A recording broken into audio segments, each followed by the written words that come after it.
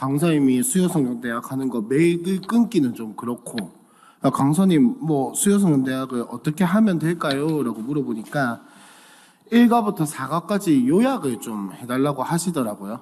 본인이 1과부터 4과까지 하고 가셨으니까 그거 요약을 좀 해달라고 해서 일단 뭐 모르겠습니다. 저는 제 나름대로 요약을 했는데 유한혜 강사님의 그 흐름과 제가 맞춰갈 수 있을지는 잘 모르겠는데 어쨌든 간만 힘써서 열심히 요약을 한번 해봤습니다. 그래서 이 시간 탕부 하나님 1과부터 4과까지 내용을 한번 요약하려고 하는데, 자, 우리 강의한 제일 위에 보면 성경 구절이 하나 있죠. 그리고로 시작하는 요 누가복음 15장 23절의 말씀을 다 받으셨을 것 같아서 다 같이 한번 읽어보도록 하겠습니다. 시작. 그리고 살진 송아지를 끌어다가 잡으라. 우리가 먹고 즐기자. 한 번만 더 읽어볼까요? 시작. 그리고 살진 송아지를 끌어다가 잡으라. 아멘.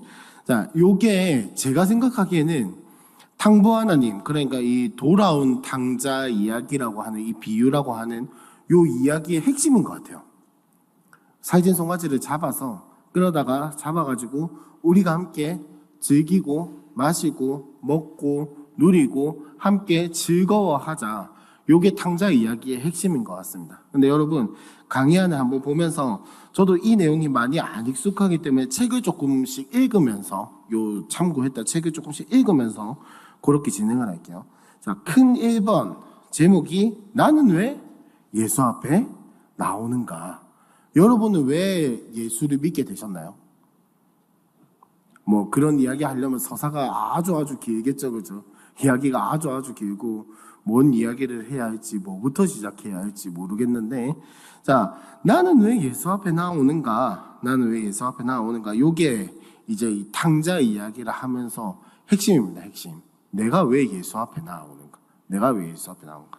자, 1번 한번 보시면 돌아온 탕자 이야기는 진짜 돌아온 탕자에 대한 이야기인가? 여러분, 탕부 하나님이라는 책을 가지고 지금 이 내용을 진행을 하고 있는데요. 우리가 이 읽은 누가복음 15장에 나오는 요 탕자에 대한 비유는 보시면 우리가 늘 이야기를 하는 게 탕자, 돌아온 탕자에 대한 이야기라고 하는데, 여러분 누가복음 혹시 성경책이 있으신 분들은 누가복음 15장 31절과 32절 한번 띄워주실 수 있으면 좋고요. 한번 볼까요? 제가 읽어볼게요. 아버지가 이르되 너는 항상 나와 함께 있으니 내 것이 다 네 것이로되, 32절에 보니까 이 내 동생은 죽었다가 살아났으며 내가 잃었다가 얻었기로 우리가 즐거워하고 기뻐하는 것이 마땅하다라고 이야기가 끝나요. 그리고 16장 1절 한번 보시면요. 또한 제자들에게 이르시되 라고 하면서 다른 이야기로 넘어갑니다. 여러분, 15장 32절로 탕자 이야기가 끝나는데, 탕자 이야기의 그 주인공 중에 하나인 아버지가 누구한테 이야기를 하면서 이야기를 마무리 짓고 있습니까? 첫째 아들입니까? 둘째 아들입니까? 첫째 아들한테 이야기를 하고 있잖아요. 즉, 이 탕자 이야기는 둘째 아들도 중요하지만 둘째 아들만을 위한 이야기가 아니라는 겁니다. 그러니까 저기 아버지한테 사실은 몹쓸 짓을 했어요. 그죠? 아빠 유산은 미리 주면 안 돼요. 이 이야기는 아빠 보고 빨리 아빠 언제 죽으세요? 약간 이렇게 물어보는 거라 뭐 그거랑 별다를 거 없는, 사실은 굉장히 무례한 행동인데, 그렇게 하고 나서 재산을 얻어가지고 뭐 잘했나요? 아니죠. 저기 어디 먼 나라 가가지고 싸그리 다 말아먹고 뭐 어떻게 회복해서 돌아온 것도 아니고, 오히려 돼지가 먹는 사료 먹으면서 길가에 떨어지고, 우리나라로 치면 저 산과 들로 돌아다니면서 노숙생활 하다가 어디서 이제 밥 얻어먹고 혹은 뭐 산에서 도토리 열매 주워 먹고 뭐 이렇게 하다가 지금 돌아온 거예요. 돌아와가지고 한 게 너무너무 극적인 이야기죠. 그죠? 너무너무 극적인 이야기고, 심지어 이 아버지가 둘째 아들에게 어떻게 했습니까? 뭐 묻고 따지고 재고할 필요도 없이 걔한테 네가 집에 돌아온 게 어디고. 근데 예수님의 이야기는 여기서 끝이 아니라는 겁니다. 자, 이렇게 한 파트가 끝나고 나서 그 뒤에 나오는 이야기가 누구에 대한 이야기가? 첫째 아들에 대한 이야기잖아요. 그러니까 우리는 이 탕자 이야기를 두 번째 아들에 대한 이야기로만 볼 게 아니라 모든 그 첫째 아들과 둘째 아들 둘 다를 이야기를 하고 있는 거예요. 근데 이 이야기를 이해하기 위해서는 우리가 잘 알아둬야 할 게, 자, 성경책이 있으신 분들은 한번 보시고 없으신 분들은 제 이야기 한번 귀를 좀 기울여 주시면 감사하겠습니다. 15장 이 흐름이, 이 탕자 이야기의 흐름이 어디에 있냐면 15장 1절의 상황 가운데 있거든요. 15장 1절을 한번 보시면요, 모든 세리와 죄인들이 말씀을 들으러 가까이 나와왔어요. 모든 세리와 죄인들이 말씀을 들으러, 예수님의 말씀을 들으러 모였단 말이에요. 근데 그 가운데 누가 또 있었냐? 바리새인들과 서기관들이 함께 있었습니다. 즉 예수님을 따르는 사람과 예수님을 비판하는 사람, 두 부류의 사람들이 같이 있었어요. 근데 2절에 보니까 뭐라고 이야기를 하냐? 이 사람이 누구를 영접한다고요? 죄인. 예수가 죄인을 영접하고 음식을 같이 먹는다 하더라. 이 말이 무슨 말이냐면은 이 시대의 문화에서 밥을 같이 먹는다는 것은 그 사람을 인정해 주는 거거든요. 니랑 내랑 교제할 만하다. 난 니한테 관심이 있다. 난 니한테 충분히 대접을 해줄 용의가 있다. 이런 뜻이에요. 그러니까 세리와 죄인들이, 바리새인들과 서기관들이 보기에는 어떤 사람들입니까? 철저하게 죄인들이거든요. 특히 세리들, 나라 팔아먹고 나라 배신하고 우리나라로 치면 일제강점기의 친일파처럼 그렇게 여겨지던 사람들이었어요. 그러니까 바리새인들과 서기관들이 수근수근 거릴 수밖에 없는 거예요. 왜?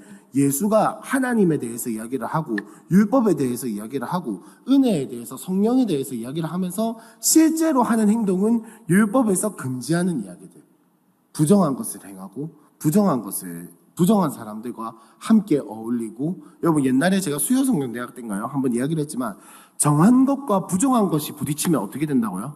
무조건 부정하게 됩니다. 정한 게 져요. 부정한 게 이겨요. 우리가 생각하기에는 정한 게 이겨야, 깨끗한 게 이겨야 할 것 같지만 깨끗한 것과 더러운 것이 부딪히면, 정한 것과 부정한 것이 부딪히면 부정하게 됩니다. 예수님이, 그러니까 바리새인들과 서기관들의 입장에서 보기에는 예수님은 이렇게 표현해서 죄송합니다, 입만 나불대는 사람인 거예요. 왜? 입으로는 하나님에 대해서 이야기를 하고 율법에 대해서 이야기를 하는데 실제로 만나고 실제로 가까이 하고 실제로 하는 행동은 부정한 것만 하고 있거든요. 여기에 뭐 누가복음에 지금 15장에 나오지 않지만 예수님 사마리아 여인도 만나시잖아요. 만나가지고 같이 이야기도 하고 물 좀 한 입 달라 해가지고 물도 같이 마시고 이런 사이라. 그러니까 바리새인들과 서기관들이 보기에는 예수님은 부정한 사람, 입만 나불대는 사람, 입만 살아있는 사람. 그러니까 지금 어떻게든 하나라도 꼬투리를 잡아서 예수님을 끌어내려야 하는 거야.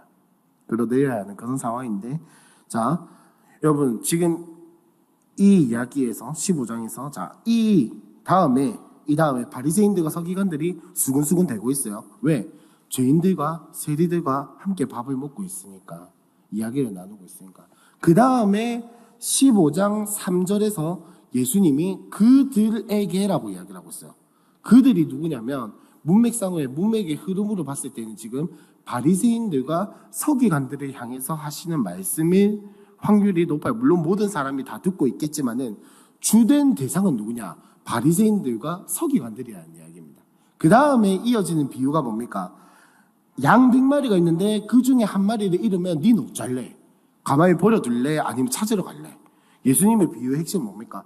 양 한 마리, 100마리 중에 한 마리일지라도 1%의 비율이라고 할지라도 찾으러 가는 게 목자 아니냐. 그 다음에 나오는 비유가 뭡니까? 잃은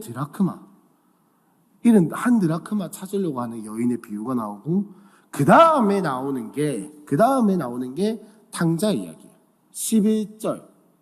또 이르시되. 그러니까 앞에 이야기와 이어진다라는 거예요. 자, 여러분 잘 생각해 보세요. 잃은 양 한 마리, 잃은 드라크마 이야기. 이 이야기를 바리새인들과 서기관들한테 하고 있는 이야기예요. 바리새인들과 서기관들한테. 자, 잃은 양 한 마리를 찾은 기쁨이 어떠하냐? 10드라크마 중에 한 드라크마를 찾은 기쁨이 얼마나 큰 기쁨이냐라고 바리새인들과 서기관들한테 이야기를 하고 있어요. 요 흐름대로 탕자 이야기를 하고 있어요.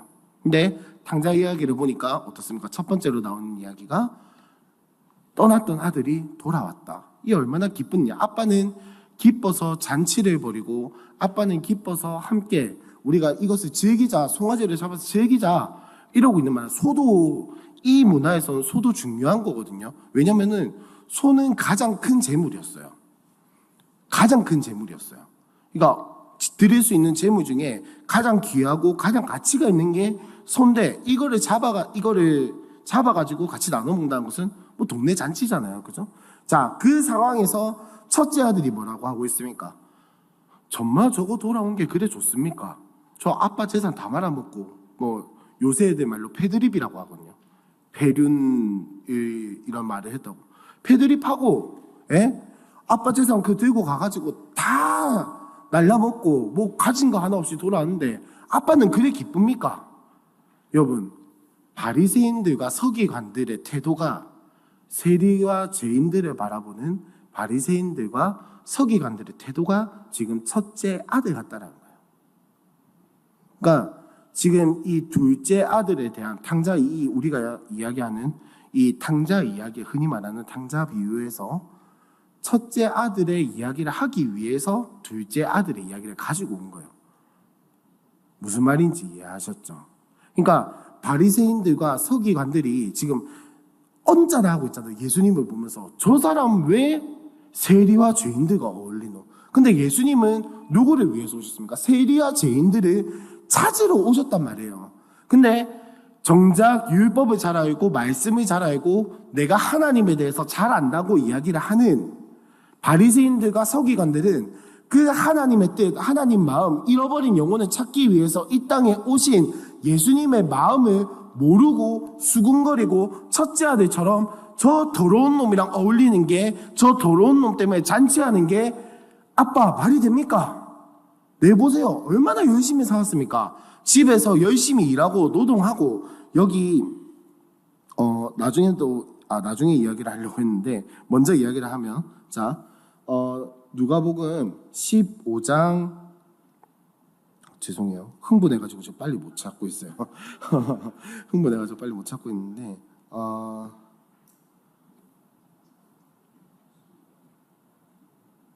아니 잠시만요.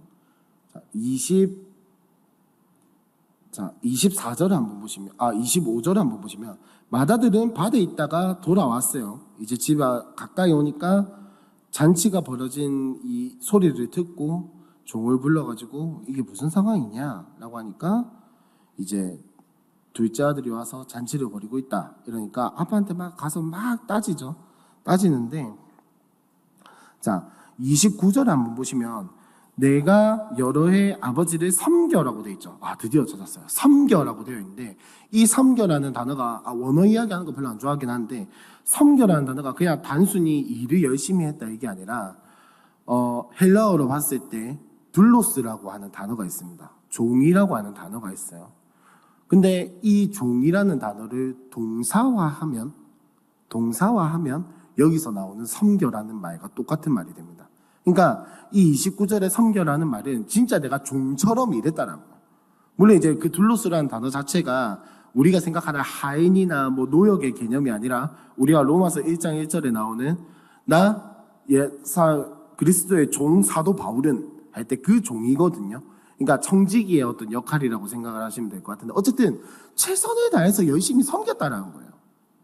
근데 지금 첫째 아들은 어떤 태도를 가지고 있습니까? 내가 아버지를 섬긴 것이 내 의가 되고 있어요. 바리새인들과 서기관들도 마찬가지입니다. 자기가 율법을 지키고 말씀을 많이 알고 암송하고 하나도 까먹음이 없이 왜 지난번에 말씀드렸잖아요. 그 사람들은 안식일을 지키는 것 그 하나의 계명에 30몇 가지의 조항이 있다고. 그걸 지키는 게 내 의가 되는 거예요. 지금 첫째 아들은 똑같은 탕자입니다. 아버지의 마음을 알지 못해요. 둘째 아들도 아버지의 마음을 알지 못했고 이 첫째 아들도 지금 아버지의 마음을 알지 못해요. 둘째 아들은 아버지의 마음을 몰라서 집을 떠났고, 첫째 아들은 아버지의 마음을 몰라서, 아버지의 뜻을 몰라서 잔치에 참여하지 않고 있습니다. 예수님이 지금 바리새인들과 서기관들에게 그 이야기를 하고 싶은 거예요. 네가 첫째 아들이다. 네가 첫째 아들이다. 그렇다고 해서 둘째 아들이 잘했다는 건 아닙니다. 둘째 아들이 돌아온 게 안 중요하다는 것도 아니에요. 하지만 둘째 아들이 돌아오는 게 중요한 만큼 첫째 아들이 아버지의 뜻을 알고 아버지의 마음을 알고 잔치에 참여하는 거. 지금 이 둘째 아들이 돌아오고 나서 아버지의 마음이 뭐겠습니까? 살찐 송아리를 잡아서 다 같이 먹고 즐기고 마시고 놀고 행복하게 잔치를 즐기는 거예요. 그게 어디 나와 있냐면 저기 28절에 보시면 아버지가 나와서 권한대라고 되어 있어요. 잔치 중에 있는 아버지가 첫째 아들이 왔다라는 소식을 듣고 나와서 같이 잔치에 가자 이 이야기를 하고 있어요. 근데 안 들어가고 있죠. 그래서 32절에 다시 보니까 32절에 다시 이 첫째 아들에게 이야기를 하는 것이 우리가 즐거워하고 기뻐하는 것이 마땅하다라고 이야기를 하고 있습니다. 그러니까 네가 이 잔치를 함께 들어와서 기뻐하고 즐거워했으면 좋겠다라는 게 아버지의 마음이에요. 근데 지금 첫째 아들은 그 아버지 마음 모르는 거예요. 왜? 내 의가 더 중요하니까. 내가 지금 아버지를 섬긴 게 몇 회째입니까? 내가 내 먹고, 내가 내 먹을 거, 내가 내 놀고 싶은 거, 내가 내 하고 싶은 거 다 절제하면서 아버지의 뜻에 따라서, 사실 아버지의 뜻도 아니죠. 자기의 뜻이죠.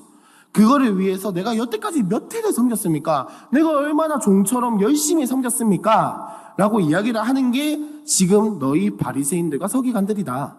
라고 이야기를 하는 게 지금 이 탕자 이야기의 핵심이에요. 그래서 뭐 여러분들 너무 잘 아시겠지만 우리 교회는 너무 잘 알고 있지만 탕자 이야기는 돌탕도 중요하지만 들탕이 나의 모습이다라는 것을 우리는 잊으면 안 돼요.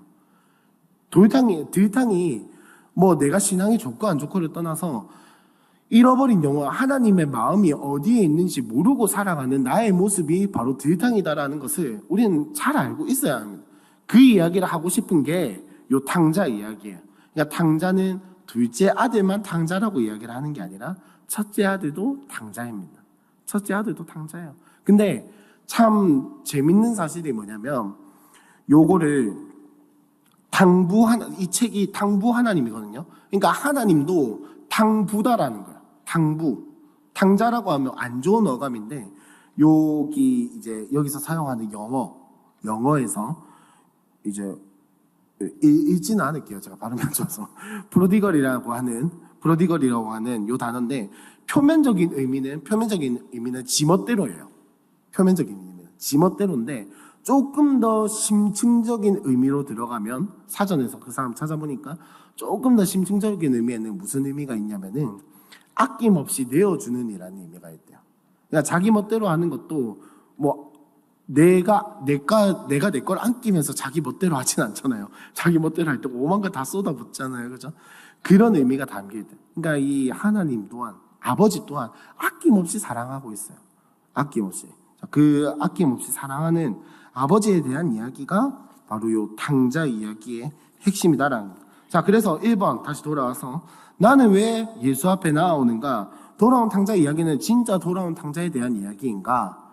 맞습니다. 맞는데 돌아온 탕자와 돌아오지 못한 탕자, 둘째 아들과 첫째 아들을 둘 다 이야기를 하고 있는 그 이야기다라는 것을 우리가 잊으면 안 됩니다. 즉 이거를 조금 더 어려운 이야기로 하자면 종교적 도덕주의라고 하거든요. 밑에 2번 질문에 나와 있는 것처럼 종교적 도덕주의라고 하는데, 자, 이게 쉽게 말하면 이게 어떤 상태냐면은 쉽게 말하면 이겁니다. 이 책의 이야기로 하자면은 이 우리 교회가 함께하는 교회가, 그리고 한국 교회가, 세상에 있는 모든 교회가 사람들에게 미치는 영향이 예수님과 같지 않다면 우리가 전하는 메시지가 예수님이 선포하신 메시지와 같지 않은 것이다. 쉽게 말해서 우리 이 교회 모든 사역들과 교회가 하는 이야기들과 우리가 믿지 않는 사람들과 만났을 때 하는 모든 행동이 예수님과 같지 못하다면 우리는 종교적 도덕주의에 빠져 있는 게 아닌가. 예를 들면 이겁니다. 여러분, 물론 쉽지 않은 일인 건 알지만은 세렝티를 갔는데 셀&T를 갔는데 셀런이 술을 마실 수도 있을까요? 없을까요? 자, 믿지 않는 사람이 예를 들어서 이겁니다. 함께하는 교회도 그래도 많이 열려 있어요. 예를 들면 이겁니다.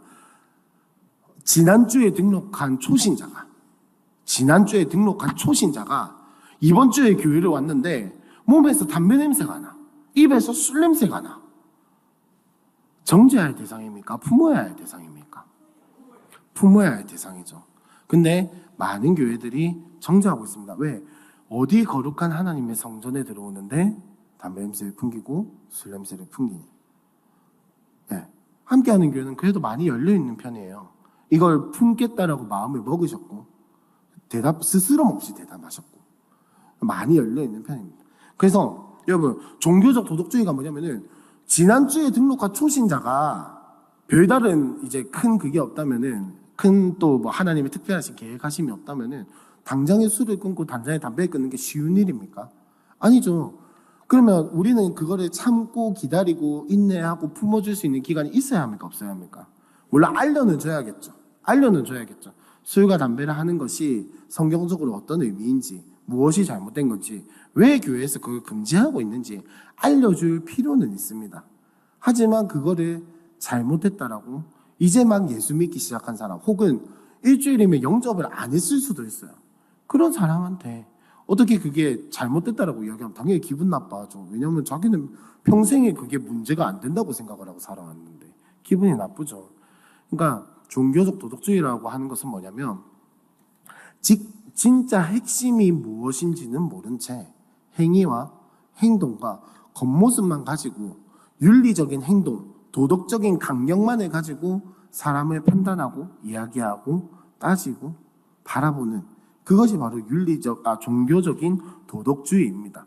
진짜 핵심이 뭔지를 모르는 거예요.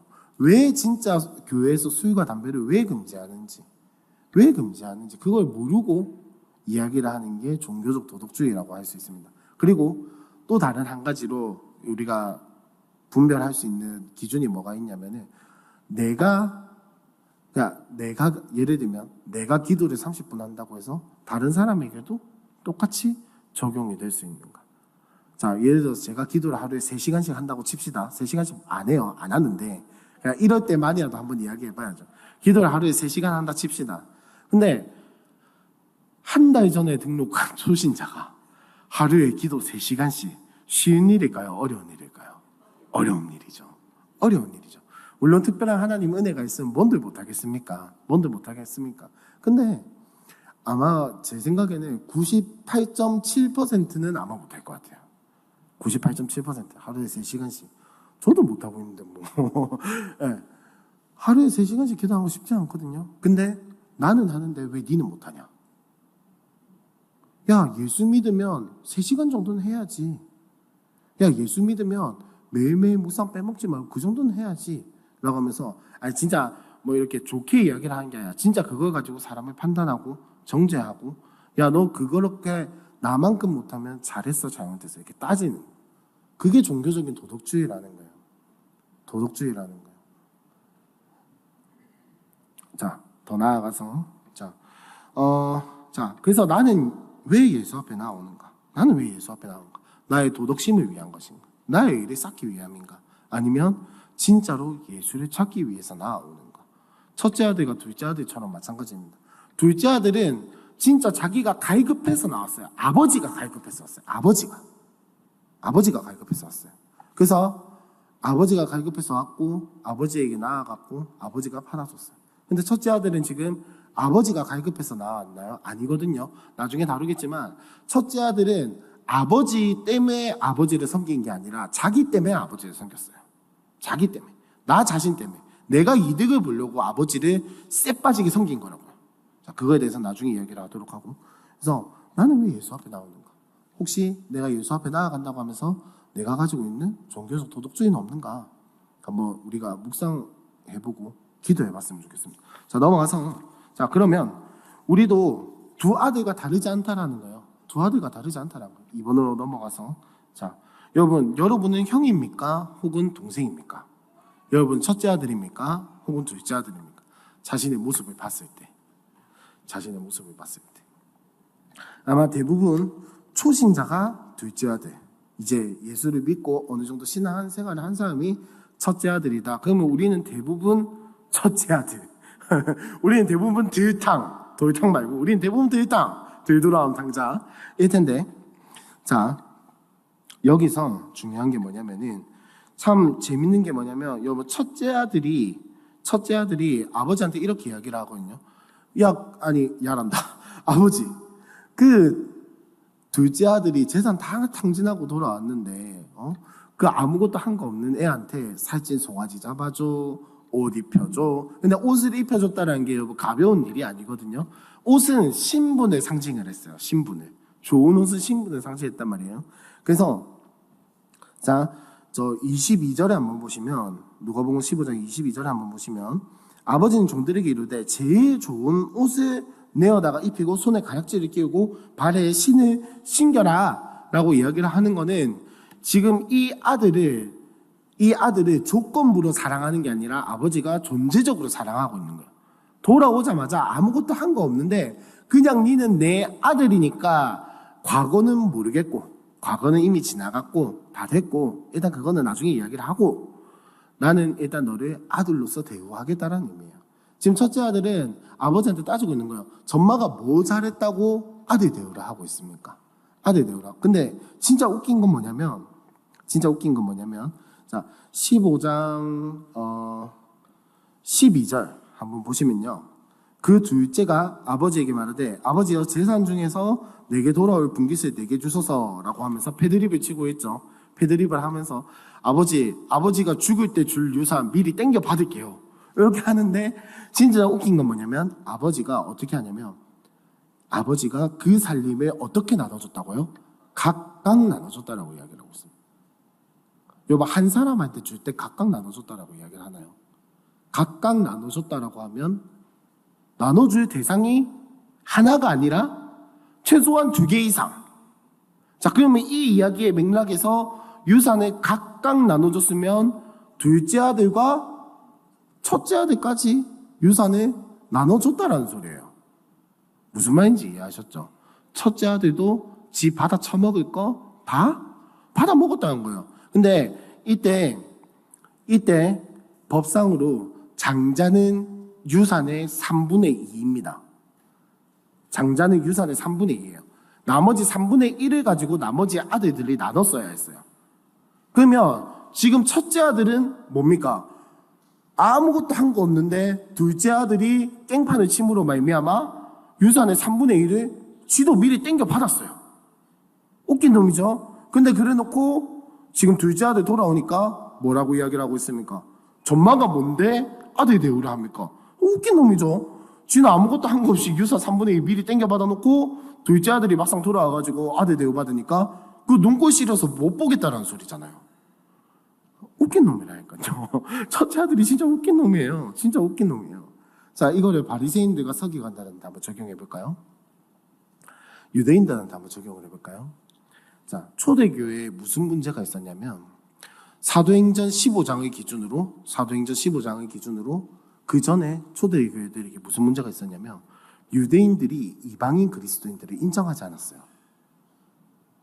유대인 그리스도인들이 유대인이 아닌 그리스도인들을 인정하지 않았다고요. 왜 인정하지 않았을까요? 뭐 때문에 인정하지 않았을까요? 할례를 안 받아서. 유대인 그리스도인들의 논지는 뭐냐면, 유대인이 먼저 되고 나서야 그리스도를 믿을 수 있다는 거예요. 즉, 자기네들이 생각하는 율법적인, 혈통적인 하나님의 백성이 되고 나서야 예수를 믿을 수 있다는 겁니다. 그러니까 이 율법과 이런 것들이 이제는 예수님 안에서 다 이루어졌기 때문에 예수님을 믿음으로 말미암아 모든 것이 가능하게 되었다라는 것을 믿지 않았던 거예요. 물론 이런 교리가 제대로 정립이 되지 않았기 때문에 그런 것도 있겠지만은, 어쨌든 이방인 그리스도인들을 눈꽃이려 했어요. 왜? 그들은 태어날 때부터 할례 받고 율법 지키고 쎄 빠지게 열심히 하나님 율법 따라 말씀을 따라 살았거든요. 근데 이방인 그리스도인들 보니까 지 살고 싶은 거 다 하고 하고 싶은 거 다 하고 지 멋대로 아주 그냥 깽판을 치면서 살다가 갑자기 예수님 말씀 한번 듣고 예수님 믿고 복음 듣고 돌아오니까 유대인들 입장에서는 이렇게 표현해 좀 죄송하지만은 앵꼬 받겠죠. 앵꼬 받겠죠. 눈꼴 시려웠겠죠. 지금 첫째 아들이 바라보는 둘째 아들, 유대인들이 바라봤던 이방인 그리스도인, 그 모습이 우리의 모습에 있지 않은가, 우리의 모습에 있지 않은가, 그 이야기를 하고 있는 게 이제 당자 이야기다라는 겁니다. 그래서 우리는 형인가 동생인가 라고 하는 이야기에는 아마 형의 확률이 굉장히 높을 겁니다. 높을 겁니다. 하지만 조금 더 깊은 의미로 들어가기 위해선 3번으로 넘어가야 하는데 일단은 그렇다 치고, 근데 우리도 잃어버린 두 아들처럼 어떤 때는 둘째 아들처럼 어떤 때는 첫째 아들처럼 살아가는데, 하나님은 여기서 이 비유에서 나오는 아버지는 첫째 아들과 둘째 아들 모두 다 사랑하고 있어요. 사랑하고 있어요. 둘째 아들 돌아왔을 때 보십시오. 그가 어디서 뭐 했는지, 도대체 어떻게 하다가 재산을 잃어버렸는지, 도대체 네 꼴이 왜 이렇냐라고 물어보지도 않고 일단은 뛰어나갔어요. 뛰어나갔는데, 여보, 우리나라 옛날에 양반 문화 보시면은 양반들은 비가 와도 아무리 똥이 마려워도 절대 뛰지 않았어요. 왜? 양반이니까. 양반은 뛰면 안 되거든요. 근데 여러분, 요때 당시에 요 지역의 문화도 마찬가지였어요. 남자 어른은 절대 뛰지 않았어요. 근데 이 사람들은 바지가 약간 뭐 치마 비슷하게 이렇게 해가지고 발을 이렇게 크게 막 내딛으면은 종아리나 뭐 이렇게 허벅지나 보이거든요. 그런 맨살을 내비치면 안 돼요. 왜? 어른이니까. 근데 그런 문화에서 아버지가 지금 버선발로 뛰어나온 거예요. 버선발로 뛰어나온 거예요. 그러니까 이 뛰어나왔다는 말이 그냥 단순히 반가움이 아니라 자기의 체면과 자신의 지위야, 이런 것들 싸그리 다 버리고 뛰어왔다는 거예요. 여러분, 예수님이 우리한테 온 게 바로 그거잖아요. 창조주 하나님의 모습을 완전히 내팽개치고 내버리고, 인간의 지위와 어떤 체면이나 이런 걸 내버리는 것과는 비교도 안 될 정도의 그런 낮은 모습으로 우리에게 오셔서 오히려 우리를 섬겨주시고, 오히려 우리를 올려주시고, 오히려 우리를 높여주시고 한 그 예수님의 모습이 바로 이 뛰어나오는 아버지의 모습과 같다라는 겁니다. 뛰어나온 아버지의 모습과 같다는 겁니다. 근데 자, 첫째 아들한테도 마찬가지예요. 아버지는 첫째 아들도 똑같이 사랑하셨어요. 똑같이. 왜냐면은 자, 첫째 아들이 지금 집에 안 들어가고 버팅기고 있잖아요. 종한테 이야기를 듣고, 종한테 종한테 그 작은 주인님의 동생이 돌아와가지고 지금 잔치가 일어났습니다. 잔치가 벌어졌습니다. 하니까는 난 집에 못 간다. 난 그 꼴 못 본다. 이러면서 지금 뭐 길바닥에 들어 누워 있는 거나 마찬가지잖아요. 근데 아버지가 와가지고 왜 누워있냐 이런 거 물어보지도 않고 권해요. 같이 잔치에 참여하자. 같이 누리자고. 같이 기뻐하자. 같이 즐거워하자. 그래. 아마 여기서 이야기를 조금 더 길게 하면은 31절 한번 보세요. 너는 항상 나와 함께 있으니 내 것이 다 네 것이로 돼 라고 이야기를 하는 게 뭡니까? 지금 네가 왜 화났는지, 네가 하는 게 얼마나 부당한 일인지 내 마음을 아니 모르니 따지는 게 아니라 아버지가 일단 사랑해주고 계세요. 공감해주고 계세요. 네 마음, 그래, 네 마음 다 아는데 내가 둘째 아들만 편애하는 게 아니라 너도 똑같이 사랑하고 있지 않냐? 너 똑같이 사랑하잖아.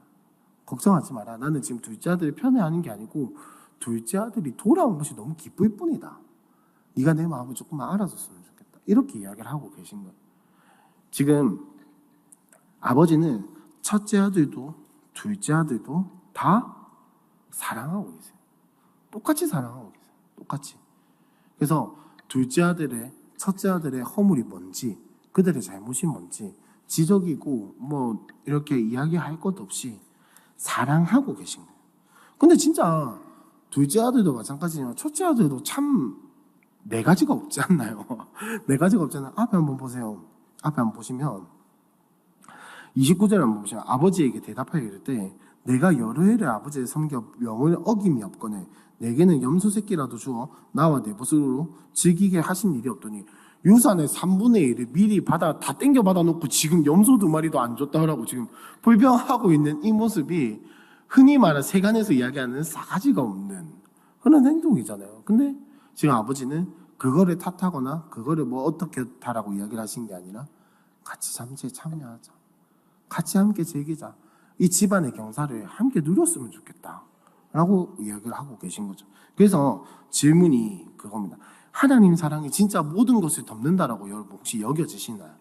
진짜 하나님 사랑이 나의 죄와 나의 허물을 덮고 하나님이 진짜 나를 존재적으로 사랑한다라고 여겨지십니까? 만약에 그렇지 않다면 우리의 신앙생활은 첫째 아들처럼 하나님 내가 이렇게 주일 예배도 잘 나오고 열심히 섬기고 잘 하는데 왜 나한테는 복 안 주십니까?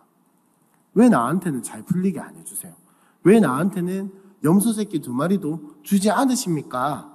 라고 삿대질하는 첫째 아들의 모습과 죄송하지만 별반 다를 바가 없다라는 겁니다. 별반 다를 바가 없다라는 거예요. 자, 그래서 3번. 스스로 하나님 노릇한다면 충성했어도 죄다. 라고 이야기를 하고 있습니다. 자, 이게 무슨 말이냐면은, 자, 여러분, 3번에 1번 한번 보시면요. 반항의 두 종류라고 되어 있죠. 자, 지금 첫째 아들도 반항하고 있고, 둘째 아들도 반항하고 있어요. 자, 둘째 아들은 어떻게 반항하고 있습니까? 지 받아먹을 거 다 받아먹고, 하고 싶은 거 다 하고, 맞죠? 하고 싶은 거 싹 다 하고, 뭐 다 탕진할 거 다 탕진해버리고, 그렇게 하는 게 둘째 아들의 반항입니다. 근데 첫째 아들도 똑같이 반항하고 있어요. 어떻게 하고 있습니까? 아무도 뭐라 하지 않았는데 자기 혼자서 얼매이고 내가 그렇게 열심히 잘 섬기지 않았습니까? 내가 그렇게 잘 열심히 하지 않았습니까? 내가 아버지를 진짜 여러 해 동안 열심히 섬기지 않았습니까? 라고 하면서 아버지의 마음을 자기의 뜻대로 조종하려고 하고 있어요. 하나님 입장에서 봤을 때 이 아버지가 하나님이라면 하나님 입장에서 봤을 때 여러분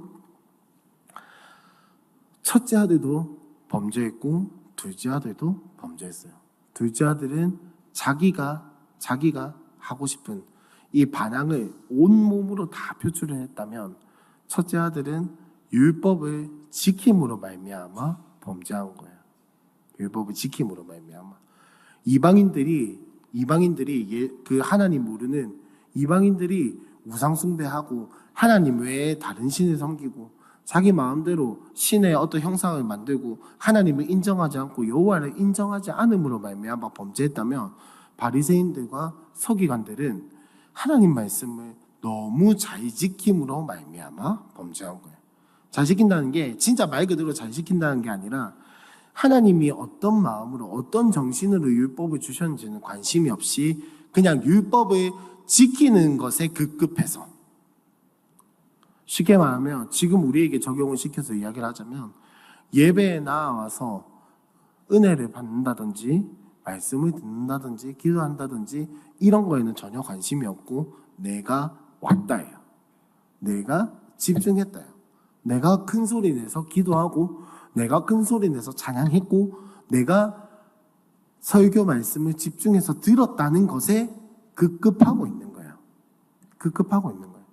그러니까 지금 첫째 아들은 아버지가 시킨 일들이라든지 이 집안의 일들을 잘 감당했을 거예요. 누가 뭐라 해도 누가 봐도 참 열심히 했고 누가 봐도 참 잘했고 누가 봐도 참 진짜 쟤는 집안에 대를 잇기에 부족함이 없다. 이렇게 열심히 살았을 거예요. 열심히 살았는데 아버지의 마음은 모른 채로 아버지가 어디에 관심이 있는지 아버지가 무엇을 기다리고 있는지 아버지가 무엇을 바라보고 있는지는 관심이 1도 없고 자기는 그냥 아들의 역할만 다하면 된다. 아들의 그 직무만 일만 다하면 된다. 라고 하는 거. 여러분 우리가 교회를 섬김에 있어서도 마찬가지라고 생각을 합니다. 교회를 섬김에 있어서도 왜 우리 담임 목사님 그런 이야기 많이 하시잖아요. 식당에서 인상 쓰면서 밥할 것 같으면 들어와라 나가라? 나가라. 안 해도 괜찮다. 왜일까요 여러분? 인상 쓰면 분위기가 안 좋아져서 물론 그런 것도 있겠죠. 근데 그것보다 그 식당 봉사를 하면서 반찬을 준비하면서 국을 준비하면서 밥을 지으면서 그 섬김으로 말미암아 하나님을 더 알아가고 예수의 사랑을 더 알고 섬김이 무엇인지 예수님이 나를 이렇게 섬겨주셨구나 라고 하는 그런 어떤 교제가 일어나고 공동체가 이루어지고 하나님에 대한 묵상이 일어나야 하는데 그런 게 없이 행위만 하면, 행동만 하면, 섬김이라는 사역만 하면 인상에 써질 수밖에 없죠. 왜? 일이 잘 돼야 하거든요. 일이 잘 이루어져야. 첫째 아들이 바로 그겁니다. 둘째 아들이 아들로서 무슨 일을 잘했습니까요? 나는 아들로서의 역할을 굉장히 잘 감당하지 않았습니까? 둘째 아들은 아들로서의 역할을 한 게 없는데 어떻게 그렇게 잘 대해줄 수가 있습니까? 어떻게 아들로서 대접을 해줄 수가 있습니까? 이건 거죠. 이건 거죠. 그래서 첫째 아들 또한 마찬가지로 하나님 앞에 아버지에게 반항을 하고 있는 겁니다. 그래서 이 책에서는 뭐라고 표현을 하냐면 두 아들을 보면 하나는 못됐고 둘째 아들은 못됐고 첫째 아들은 착했지만 아버지와는 멀어져 있었다라고 이야기를 해요. 둘째 아들은 누가 봐도 못됐어요. 누가 봐도 잘못했고 누가 봐도 아버지랑 멀어져 있었습니다. 근데 첫째 아들도 마찬가지로 집에는 있었고 열심히 일했고 자기 일을 잘 감당했지만 하나님과 아버지와는 멀어져 있었어요. 왜? 아버지의 마음을 모르니까요. 아버지의 마음을. 자, 그러면 한번 상상의 나래를 펼쳐보면, 물론 이건 비유입니다. 실제로 있었던 사람들의 이야기는 아니지만 상상의 나래를 한번 펼쳐보면 아버지가 둘째 아들 때문에 눈물 짓고 아버지가 둘째 아들이 언제 오는지 막 기다리고 있고 한숨 쉬고 눈물 짓고 가슴 답답해하고 있을 때 첫째 아들이 옆에서 어떻게 하고 있었을까요? 아, 그만 좀 잊으세요. 그딴 땡땡. 그만 좀 잊으세요. 그딴 놈은. 그런 놈 뭐가 이뻐서 기다립니까? 근데 여러분 잘 아시겠지만 그런 말 듣는다고 위로가 되나요? 1도 위로가 안 되죠. 그죠? 1도 위로가 안 되죠. 그러니까 지금 첫째 아들과 첫째 아들은 아버지께 그런 식으로 반항을 하고 있는 거예요. 아빠 마음은 몰라요. 아빠 마음은 몰라요. 자기 일을 자기 걸 하기에 급급해하고 있었을 뿐이지. 그래서 제가 질문을 나는 어느 쪽에 반항하인가? 나는 어느 쪽에 반항하? 사실은 둘 다 자기 중심성의 극치예요. 둘 다 극단적으로 자기 중심적이에요. 둘째 아들은 진짜 지 하고 싶은 걸 다 분출하면서 다 티내면서 자기 하고 싶은 거를 다 자기의 그 뜻대로 하는 거였다면 첫째 아들은 역할과 의무와 이런 것들에 완전히 매여가지고 그쪽으로 분출을 하고 있었던 거죠. 그래서 둘 다 똑같이 자기 중심성이에요. 둘 다 똑같이 자기 중심성인데 우리의 모습이 어떤 자기 중심성을 가지고 있는가? 둘 다 사실은 아빠의 권위를 인정하지 않는 거거든요. 그래서 첫째 아들은 이렇게 표현하면 맞을지 모르겠지만 진짜 착하게 반항했어요. 착하게. 딱딱 다 지켜가면서 반항했어요. 딱딱 다 지켜가면서. 그래서 이 당자 이야기, 당부 하나님이라는 이 책에서는 이렇게 이야기를 하고 있습니다. 당신도 순종을 통해 하나님을 통제하려 든다면 당신의 모든 도덕은 하나님을 이용하는 수단에 지나지 않는다. 첫째 아들이 아버지께 순종한 이유가 뭡니까? 요 끝부분에 딱 나오잖아요. 29절과 30절에 딱 나오잖아요. 아빠에게 그리고 집에 순종한 이유가 뭡니까?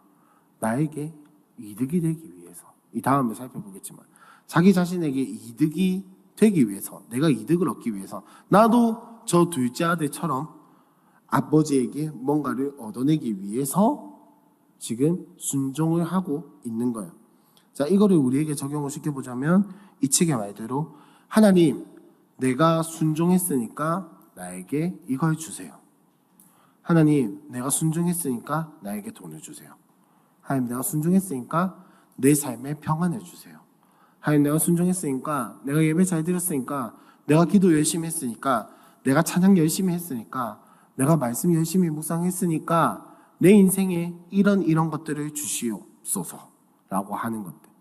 사실 여러분 죄송하지만 하나님 통제하는 거거든요. 내가 내 삶의 주인이 되고 싶은 거거든요. 내 삶의 주인으로 하나님을 모시는 게 아니고 일단 내가 원하는 대로 하나님도 같이 움직여줘야 한다라는 거. 여러분 이게 보통의 종교랑 다르지가 않다는 점을 분명히 기억을 하셔야 돼요. 제가 주일날 설교 때도 말씀드렸지만은 여러분 일반적인 종교는 내가 신한테 무언가를 줘서 원하는 것을 받아내는 게 일반적인 종교입니다. 제가 이때 당시에 제가 주일에도 말씀드렸지만 특히 구약 시대에 그 이 지역 메소포타미아라고 하는 이 지역에서 가장 가치 있는 제물은 어린 아기였거든요. 인신 공양을 드리고 어린 아기를 제물로 드리고 어린 아기를 신에게 제물로 바치는 그 행동을 왜 했을까요? 이렇게 귀한 것을 드림으로 말미암아 신에게 내가 원하는 것을 얻어내겠다라는 거. 여러분 죄송하지만 순종을 통해서 하나님께 얻어내겠다. 내가 하나님 순종했으니까 이거 나한테 주세요 라고 하는 것도 방금 말씀드린 신에게 무언가를 드려서 얻어내는 거. 어린 아이를 드려서 신에게 무엇인가를 받아내는 것과 죄송하지만 뭐가 다르냐는 거예요. 뭐가 달라요? 나에게 하나님 내가 진짜 내 마음대로 하고 싶은 거 꾹꾹 눌러 참아가지고 하나님 말씀 잘 지켰고 예배 자리에 잘 지켰으니까 하나님 나한테 이거 주세요 라고 하는 거랑 어린아이 소중한 재물을 들여가지고 누구누구 신이여 나에게 이거 주시옵소서 라고 하는 거랑 뭐가 다르냐는 거예요. 똑같다는 거예요. 하나님은 그런 분이 아니시잖아요. 나에게 먼저 주시고 내가 기쁨으로 하나님을 따라오게 바라시는 거지. 둘째 아들처럼 좀 잘못하고 하더라도 아버지가 어떤 분인지를 알고 찾아오기를 바라시는 게 하나님 마음이란 말이에요. 그게 하나님 마음이에요. 막 잘해가지고 아들의 지위를 얻어내려고 하는 게 아니라 아들의 지위를 내가 획득하겠다가 아니라 내가 비록 부족하고 못났지만 내가 의지할 곳은 아버지밖에 없구나. 내가 아버지의 아들일 수밖에 없구나 라는 것을 깨닫고 오는 게 하나님이 원하시는 거라는 거예요. 그러면 우리는 둘째 아들이냐 첫째 아들이냐, 나는 어느 쪽으로 하나님께 반항을 하고 있고 나는 어떻게 하나님께 돌아가야 하는가. 그거를 우리가 한번 좀 생각을 해보고 또 했으면 좋겠습니다. 그래서 이 책에서는 그거에 대해서 뭐라고 이야기를 하고 있냐면 자신이 하나님께 그만큼 해드렸으니 그분도 하나님도 자신에게 더 나은 삶을 주셔야 할 의무가 있다는 것이다. 진짜 웃긴 게 피조물인 사람이 창조주인 하나님께 의무를 강요하고 있어요. 너무나도 우스운 모습이지 않나요?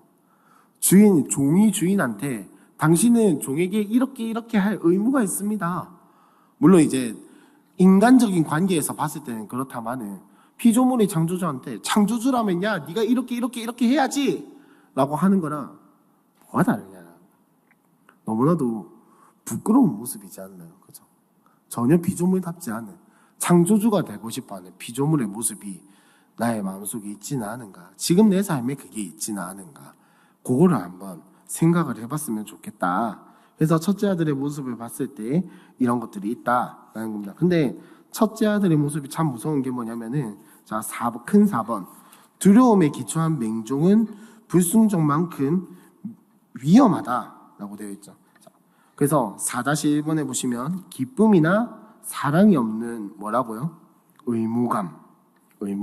여러분, 첫째 아들이 아버지를 여러 해 동안 섬겼다라고 되어 있는데 여러 해 동안 섬기면서 첫째 아들이 기쁨으로 섬겼을까요? 아니면 의무감과 기쁨과 감사함이 없이 그냥 열심히만 했을까요? 여러분, 뭐 깊게 생각해 볼 필요도 없이 내가 교회 생활하면서 내가 사역하면서 내가 섬기면서 이 함께하는 교회에서 섬기면서 진짜 기쁘게 섬길 때랑 내가 억지로 섬길 때랑 내 마음속의 차이를 한번 생각을 해보시면 돼요. 억지로 섬길 때 진짜 그냥 잠깐 억지로 섬기는 거 말고요. 진짜 막 왜 그런 식이 있잖아요. 더럽고 치사해서 한다 약간 이런 느낌. 혹은 진짜 감사함이나 기쁨 이런 게 없을 때는 그냥 뭐 하는 거지 뭐 약간 이럴 때 내가 왜 섬겨야 하는지 내가 어떻게 섬겨야 이런 생각이나 이런 것도 아무것도 없이 그냥 해야 하니까 할 때 물론 가끔은 그런 때도 있긴 하다마는 그게 오랫동안 지속되고 나면 우리의 마음속에 기쁨과 감사가 있나요? 찾기가 힘들죠. 근데 진짜 기쁨과 감사함으로 섬길 때 우리의 마음의 중심이 하나님을 어떻게 바라보고 있는지를 한번 생각을 해보면 답은 나오는 것 같아요. 답은 나오는 것. 첫째 아들은 기쁨과 감사함이 없는 의무. 자, 이때 제일 무서운 게 뭐냐면은 하나님을 아까 말씀드렸던 것처럼 내 마음대로 통제하려고 해요. 하나님이 내 마음대로 통제하려고 하고, 내가 다른 사람들보다는 많이 섬기니까, 내가 다른 사람들보다 교회 많이 오니까, 내가 다른 사람들보다 예배 빠지지 않으니까, 내가 다른 사람들보다 기도 오래 하니까 나는 그래도 다른 사람들보다는 낫다. 여러분, 이거는 사실 죄송하지만 죄인의 모습이 아니에요. 우리 담임 목사님 맨날 이야기하시는 죄인의 모습이 뭡니까? 니나 내나 마찬가지인데 내가 니한테 뭐라 하겠노? 니나 내나 또이또인데 내가 니한테 무슨 입이 되겠노? 그러니까 물론 입이 될 수도 있죠. 입이 될 수도 있는데 니나 내나 마찬가지인데 내가 니한테 뭐라 하겠노? 내라고 뭐 니보다 더 낫겠나? 이 마음이 사실은 우리의 마음속에 있어야 한다는 거예요. 그게 진짜 기쁨과 감사함으로 섬기는 사람의 자세라는 거예요. 야, 내가 이렇게 열심히 섬기는데 내가 니보다는 낫지 않나? 내가 이렇게 열심히 하는데, 내가 이렇게 열심히 섬기는데 하나님이 내 소원 들어주지 않겠나? 내가 이렇게 열심히 지극정성으로 기도하는데 하나님이 내 기도 들어주지 않을까? 여러분, 3살짜리 아기가 자기에게 식칼을 달라고 지극정성으로 빌면 드릴 거예요? 주실 거예요? 아니요, 아무도 안 주시겠죠. 5살짜리 아기가 저기 어디 뭐 가가지고 총 달라고, 진짜 총을 달라고 365일 밤낮을 쉬지 않고 군부대 앞에 가서 애걸복걸 하고 있으면 군인들이 그거 줄까요? 안 주죠. 왜? 줄 수 있는 법도 없을 뿐더러 5살짜리 애한테 그거 줘봤자 무슨, 애가 지금 그걸 제대로 뭐 쓰는 건 고사하고 그거 쓰다가 안 다치면 다행이지, 들고 다니다가 안 넘어지면 다행이지. 하나님 마음이 바로 그렇다니까요. 우리가 하나님께 대하는 자세가 바로 그렇다라고. 3살짜리 애기가 식칼 달라고 애걸복걸 하면서 그래놓고는, 야, 내가 3일 밤낮을 울어 제꼈는데 안 주더라. 진짜 우리 엄마 아빠 못된 거 아이가? 웃음이 나오죠. 근데 이게 하나님에 대한 우리의 모습이라는 겁니다. 야, 내가 몇 날 며칠을 하나님 앞에 애걸복걸하면서 기도했는데 우리 하나님 만들어주더라. 참 못됐지. 참 우리 하나님 내 속도 모르지. 라고 하는 거.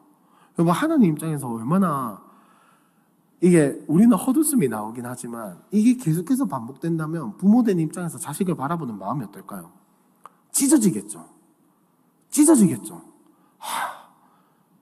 우리 애가 이렇게 잘못된 모습으로, 혹은 우리 아이가 이렇게 잘못된 것을 구하면서 내 마음을 몰라주는구나. 물론 어떻게 자식이 부모 마음을 다 알겠습니까? 자식 부모 마음 다 모르죠. 다 모르는데, 야, 어떻게 저렇게 말도 안 되는 걸 가지고 저렇게 때를 쓸까? 어떻게 저렇게, 참, 이렇게. 하나님이 우리를 바라보시는 마음이 바로 그렇지는 않을까요? 물론 기도는 해야 합니다. 오랫동안 기도하는 게 잘못됐다는 것도 아니고, 간절하게 하나님 앞에 매달리는 게 잘못됐다라는 건 아니에요. 하지만 그 기도의 시간과 기도의 간절함과 이런 걸로 말미암아 응당 하나님이 내 기도를 들어주셔야 한다는, 내가 이렇게 했는데 하나님이 안 들어주시면 안 되지라고 하는 하나님의 뜻보다 내 생각이 더 우선이 된 것들, 그게 문제라는 거예요. 그게 하나님 앞에서 참 안타까운 거라는 거예요. 그게 진짜 예수님이 이 땅에 오신 이유가 아닌데, 예수님이 하나님과 우리의 사이를 그렇게 화평하게 만들어주시고 이어주신 이유가 거기에 있는 게 아닌데, 마치 우리는 하나님과의 관계는 회복이 되었지만 이전의 종교성을 가지고, 죄인된 그 종교성의 모습을 가지고 하나님을 대하고 있는 이 태도를 하나님이 보실 때 얼마나 마음을 아파하겠냐. 그 이야기를 탕자 이야기, 첫째 아들의 모습을 통해서 바리새인들과 서기관들에게, 그리고 우리에게 하고 계신 거예요. 그래서 이제 당부 하나님에 대한 이야기는 바로 그 이야기를 하고 있는. 그래서 여러분, 적어도 예수 안에서 의무감은 기쁨과 감사함이 같이 가야 합니다. 같이 가야 돼요. 그렇지 않으면 정말 하나님이 바라시는 게 아니에요. 우리가 율법을, 여러분, 예수님이 오시고 나서 율법은 무엇이냐면 하나님이 나에게 주신 은혜로 말미암아 기쁨과 감사함으로 지키는 것이 율법이에요. 말씀이에요. 네. 기쁨과 감사함으로 지켜야 돼요. 기쁨과 감사함으로 내가 하나님을 따라가고 싶은데 어떻게 해야 할지도 모르고 그런 것들이 없으니까 가이드라인으로서 우리에게 제시된 게 율법인 거지, 내가 지켜야 해서 혹은 내가 이걸 지킴으로 말미암아 하나님께 뭔가를 얻어내고 죄인이 아니게 되고 그런 차원이 아니라고요. 내가 하나님을 어떻게 따라가지? 내가 어떻게 예수님을 닮아가지? 내가 어떻게 하나님 말씀에 혹은 하나님 마음을 따라가면서 살아가지? 내가 어떻게 하면 이 땅에서 하나님 나라를 누리면서 살아가지? 우리는 그걸 다 알 수가 없으니까 하나님이 어떻게 하면 그렇게 하는지, 어떻게 사는 삶이 그런 삶인지를 내가 알려줄게 라고 하는 게 율법의 말씀이다라는 거예요. 그러니까 당연히 율법에 대한 의무감은 기쁨과 감사함이 함께 따라올 수밖에 없죠. 왜? 기본 시작점 자체가 나를 구원해 주신 예수님 은혜, 나를 사랑하신 예수님 은혜에 감사해서 내가 좋아서 따라가는 건데, 내가 좋아서 따라가는 건데, 싫어서 내가 해야 해서 따라가는 게 아니에요, 여러분. 율법은. 그렇다고 해서 안 지키면 또 하나님이 뭐라 하냐? 뭐라 하시긴 하겠죠. 뭐라 하시긴 하는데 그 이유는 안 따라갔을 때 마음이 어떤 마음이냐? 대부분 많은 사람들이 율법을 따라가지 않을 때 마음이 어떤 마음이냐면 하나님을 가까이 두기 싫어해요. 그래서 하나님이 훈계하시는 거예요. 그렇게 살면 안 된다고. 하나님 가까이 하면서 살아야 한다고. 이제 그런 거라는 거를 우리가 꼭 알았으면 좋겠고, 자, 책의 내용대로 하자면은, 이 책에 보니까 이 종교적인 형들, 그러니까 이 첫째 아들의 경우에는 하나님의 복을 받아내기 위해서, 그러니까 아버지가 주는 유산을 받아내기 위해서 아들의 의무를 다했다라는 거예요. 내가 진짜 아버지의 아들인 게 자랑스러워서, 내가 이 가족의 구성원인 게 자랑스러워서 이 아버지를 섬긴 것이 아니라 아버지한테 받아낼 게 있으니까, 유산을 받아내야 하니까 아버지를 섬겼다는 거예요. 우리가 하나님을 따라가는 모습이, 내가 예수를 닮으려고 하는 모습이 이런 데에 있지는 않은지 우리가 다시 한번 고민을 해봤으면 좋겠어요. 그래서 이 책에서는 이기심을 뭐라고 이야기를 하냐면 두려움에 기초한 도덕이라고 이야기를 하고 있어요. 두려움에 기초한 도덕이 곧 이기심이라는 거예요. 무슨 말이냐? 두려움에 기초한 도덕, 하나님이 나를 벌하시진 않을까, 혹은 하나님이 내 뜻대로 움직여주진 않으실까 두려워하면서 행위적인 것들을 지켜나가는 거. 그래서 이런 것들에 대해서 우리가 우리의 모습을 이렇게 분별할 수 있는 기준이 책에서 4가지를 이야기를 하더라고요. 첫 번째는 뭐냐면은 삶이 잘못되거나 기도가 응답되지 않을 때마다 내가 뭔가 잘못해서 그런가 하는 의문이 들 때, 내가 뭔가 잘못해서 그런 게 아닌가. 이거를 반대로 바꿔보면 내가 뭔가 잘못해서 내 삶에 이런 어려움과 기도의 응답이 없는 것이 일어난다라고 생각하는 그 자세가 이미 맞죠. 기도 응답과 어려움 이런 것들을 나의 잘못과 연결지어서 생각을 하고 있는 거잖아요. 이런 의문이 내 마음속에 자꾸 들 때 내가 첫째 아들과 같은 모습이 아닌가라고 되돌아볼 수 있어야 한다는 거고, 두 번째는 뭐냐면은 다른 사람들의 비판을 들을 때 기분이 상하는 게 아니라 자기의 존재까지 타격을 받는 거. 자기의 존재까지. 나를 깎아내린다라고. 나 자신을 깎아내린다라고. 여러분, 사람들이 비판하는 경우는, 비난 말고요, 비판하는 경우는 나의 행동이나, 그죠? 나의 행동, 그러니까 우리가 흔히 이야기하는 존재와 행위가 구분이 되었을 때 나의 행위에 대해서 무엇인가 할 말이 있을 때 비판이라는 단어를 사용을 하는 거거든요. 존재 때문에 비판을 하는 게 아니에요. 물론 존재 때문에 비판을 하는 사람도 있습니다. 비난을 하고 인신공격하는 사람들이 있어요. 하지만 정당한 비판, 나의 잘못, 진짜 내가 명백하게 잘못하는 것에 대해서 지적을 한다든지, 뭔가 내가 실수를 한 것에 대해서 이렇게 이야기를 한다든지, 이런 것들에 대해서 들었을 때 그냥 내가 잘못했구나 라고 여기면 되는데, 이게 존재까지 이어지면 어떻게 됩니까? 그래, 나는 쓰레기야. 나는 저기 어디 버려져야 할 놈이야. 그냥 내가 잘못했구나, 내가 잘못했구나, 고치면 되겠구나가 아니라, 그래, 내 같은 쓰레기가 뭘 하겠노? 내 같이 하찮은 놈이 뭘 하겠노? 라는 생각까지 이어지고 있다면, 내가 첫째 아들과 같은 모습이라는 거예요. 내가 첫째 아들과 같은 모습이라고. 왜냐면은, 하나님의 사랑이 느껴져서 하나님 사랑 안에서 안정감을 누리고 있는 게 아니라 사람들의 판단과 사람들의 인정과 사람들의 시선에 내 안정감을 두고 있기 때문에 사람들의 시선이 달라지면 내 안정감이 요동을 치는 거예요. 이해하셨죠? 하나님 안에서 내가 존재하는 게 아니라 사람들의 시선에 내가 존재하기 때문에 사람들의 시선이 요동을 치면 나도 같이 요동을 치는 거예요. 근데 내가 하나님 안에서 내 영혼이 안전하면 다른 사람들의 시선이 요동을 치든 찌르든 뭘 하든 간에 나는 하나님 안에서 안정감을 누릴 수 있는 거죠. 그게 바로 우리의 모습이다. 우리의 모습이 되어야 한다라는 거. 그리고 세 번째로 뭐냐면은 죄책감에서 헤어나오기 힘든 거. 즉 무슨 말이냐? 죄에서 자유를 누려야 하는데 여전히 죄의 종으로 살아가고 있는 모습이라는 겁니다. 여러분, 우리가 살아가면서 죄를 지을까요? 안 지을까요? 여러분, 제가 오늘 수성대 마치고 내려가서 집에 돌아가거나 뭔가를 할 때 죄를 지을 수 있을까요? 없을까요? 죄를 지을 수도 있죠. 뭐 어째 될지는 모르는 일이지만 죄를 지을 수도 있겠죠. 내일 제가 죄를 안 지을까요? 내일부터 청소년 캠프 시작하는데 죄를 안 지을까요? 지을 수도 있겠죠. 근데 죄를 지을 수도 있는데 죄를 지었을 때 그 죄책감에서 헤어나오지 못하고 얽매여서 계속해서 눌려있고 죄에서 자유하지 못하다면 예수님이 내 안에서 부활하신 게 의미가 없죠. 물론 죄책감 때문에 부담을 느낄 수는 있습니다. 부담을 느낄 수는 있어요. 정말 큰 죄를 봅니다. 여러분, 예를 들어 극단적으로 제가 사람을 죽였어요. 그 죄책감이, 그 부담감이 하루 만에 끝날까요? 아니요, 저는 하루 만에 안 끝날 것 같아요. 몇 날 며칠을 머리를 싸매고 가슴 아파하고 막 벌벌벌 떨고 있을 것 같아요. 근데 그런 거 말고 예를 들어서 제가 욕을 했다 칩시다. 욕을 하는 게 죄라고 했을 때 욕을 했다 칩시다. 근데 그것 때문에 일주일 동안 막 벌벌벌 떨고 있을, 저는 그런 사람 아니거든요. 근데 정말 그런 것들, 이게 뭐냐면은 내가 죄인이라는 것이 사실은 인정이 안 되는 거예요.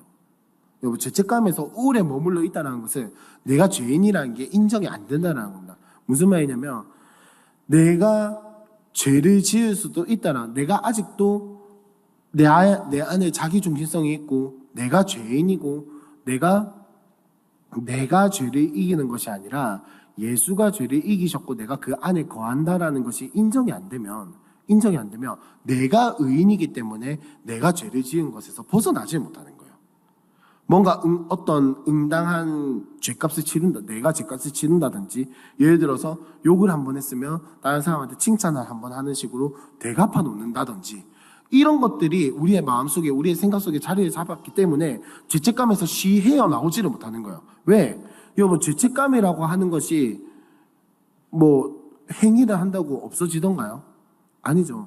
우리가 죄책감을 벗어던질 수 있는 방법은 정말 하나님 앞에서 내 모습을 되돌아보고 내 죄를 고백하고 그거 얻었을 때, 기도했을 때 나오는 거거든요. 근데 이 죄책감에서 깊이 이렇게 빠져 있으면은 회개를 해도 마음의 죄책감이 있어요. 자, 이게 단적인 기준이랄까요? 아주 분별할 수 있는 그런 걸로 봤을 때 회개를 해도 끝이 없는 사람들. 해도 끝이 없는 거. 여러분, 저는 장담하건대 이거는 진짜 다 놓고 말할 수 있어요. 회개는 끝이 없어요, 그냥. 회개는 끝날 수가 없어요. 끝날 수가 없는데, 내가 뭘 더 회개해야지. 내가 뭘 더 해야지. 물론, 죄를 깨닫고 진짜 죄에 대해서 깊이 회개를 하게 되면은 진짜 내 삶에 회개할 게 많다라는 걸 알게 돼요. 근데 그거는 내가 죄인이라는 사실을 깨달았기 때문에, 내가 죄투성이라는 걸 알기 때문에 죄를 회개하는 것이지 죄책감을 덜려고 회개하는 게 아니거든요. 근데 회개를 이렇게 하면 하나님이 내 회개를 받으셨을까? 라고 고민하는 거. 내가 30분밖에 회개하지 못했는데 하나님이 내 회개를 들으셨을까? 하나님이 나를 용서해 주셨을까?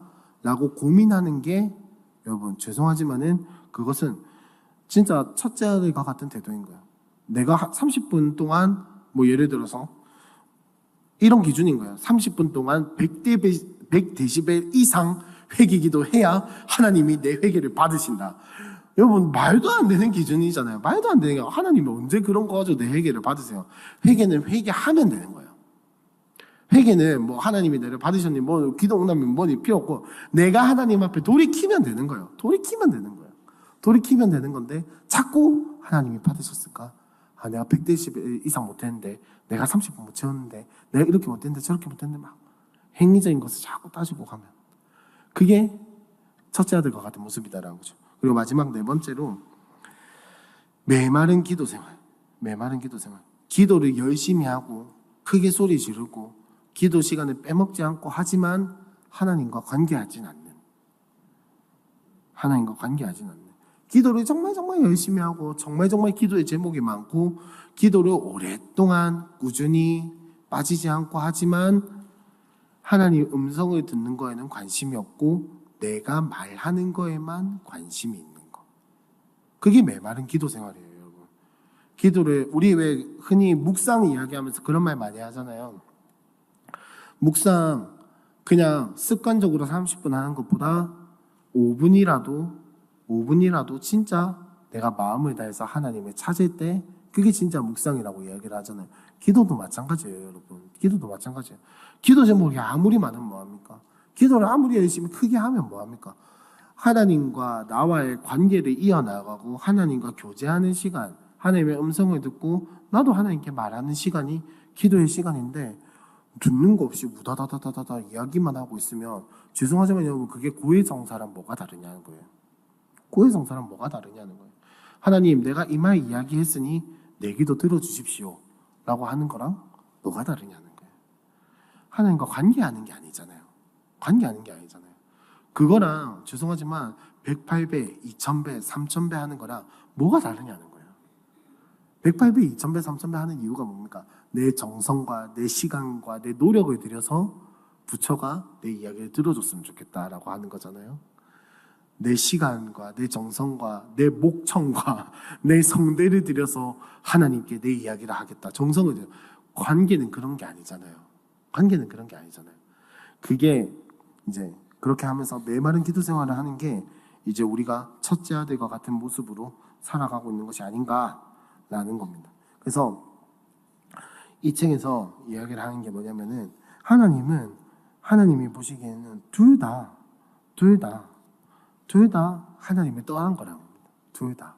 첫째 아들도 둘째 아들도 하나님을 떠났다라. 하지만 첫째 아들의 모습이 더 위험하다라는 거예요. 첫째 아들의 모습이 더 위험하다라는 거예요. 왜? 둘째 아들은 쉽게 말해서 우리 교회에서 자주 몸으로 성경을 썼어요. 지가. 그죠? 제 나가서 오만 고생 다 하고 오만 어려움 다 겪고 돌아왔어요. 근데 첫째 아들은 겉으로 보기엔 딱히 흠잡을 게 없어요.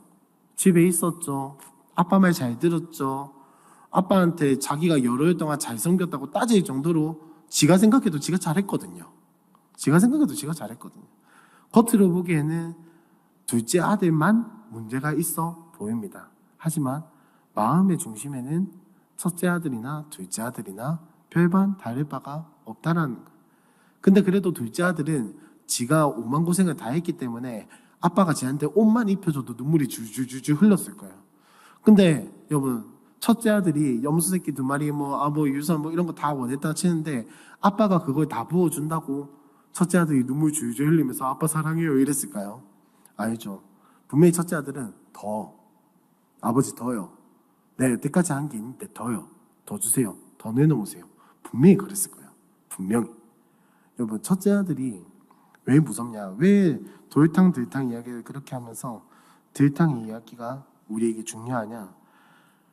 하나님 앞에서 정말 돌아오기 힘든 게 첫째 아들의 모습이기 때문에 그래요. 왜냐하면 겉으로 보기에는 완전 괜찮거든요. 나쁘지 않거든요. 지금 우리로 치면 수요일 금요일 안 빠지고 새벽기도 열심히 하고 주일날 열심히 나오고 세장하고 부세장하고 뭐 5만 거 다 섬기고 사역하고 다 하는 거예요. 다 하는데 기도 생활은 메말라 있고 다 하는데 하나님과의 관계는 그대로고 다 하는데 하나님께 하나님 내가 이렇게 기도했는데 들어주셔야죠. 하나님 내가 세장만 10번째인데 월급 한 500으로 올려주셔야죠.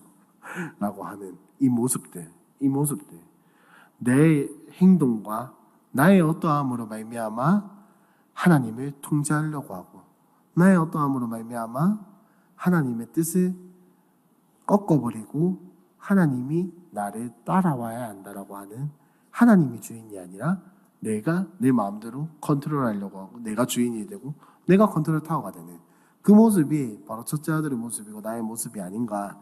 그거를 묵상을 하는 게 그러나 그럼에도 불구하고 하나님은 우리를 사랑하시고 나를 사랑하시고 끝없이 다 내어주시고 그럼에도 불구하고 나를 돌이키게 하는 것.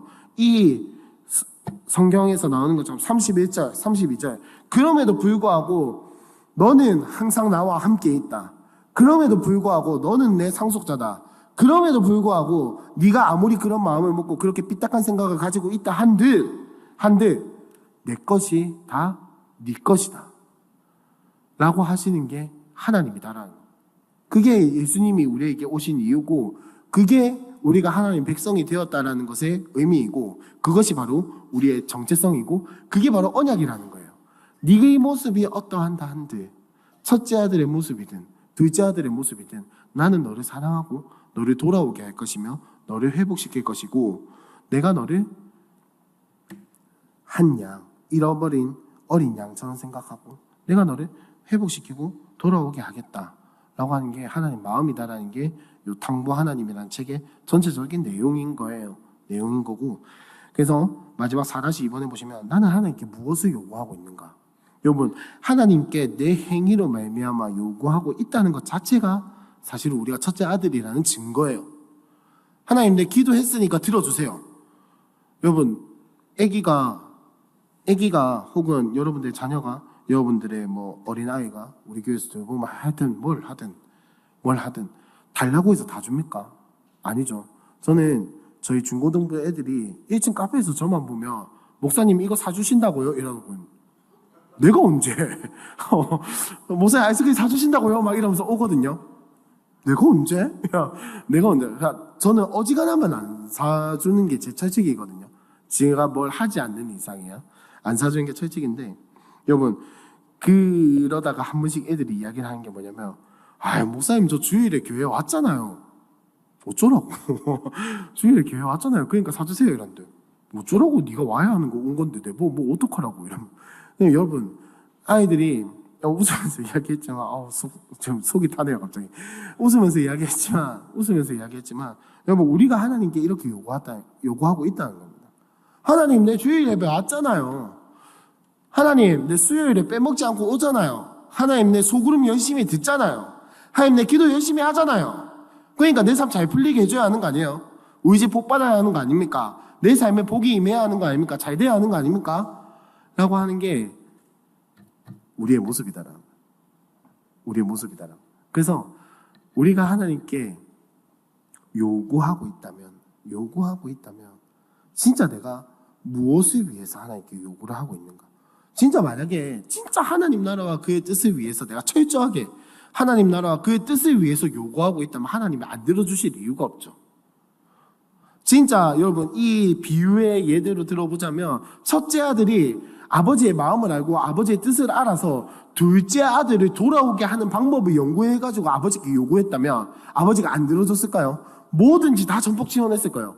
아버지 둘째 아들 내 동생이 이렇게 하면 돌아올 것 같은데 소요 예산이 얼마고 경비가 얼마 이렇게 들 것 같습니다. 좀 도와주십시오. 아마 아빠가 안 도와줬을까요?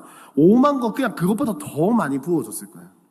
근데 아버지 저 오늘 반일 3시간 했으니까 한 3만 원만 주세요. 이러면은 주고 싶은 3만 원도 주머니 속에 다시 쏙 들어가는 게 우리의 마음이잖아요. 물론 하나님이 그런 분은 아니시지만은 하나님께 요구하는 우리의 모습이 얼마나 철부지 같은지, 얼마나 어린아이 같은지 우리의 모습에 한번 되돌아봤으면 좋겠다라는 겁니다. 그래서 두려움에 기초한 맹종, 즉 기쁨이나 감사함이 없는 의무감만 있는 의무의 행동은 전혀 하나님 앞에서 순종이 아니다라는 거예요.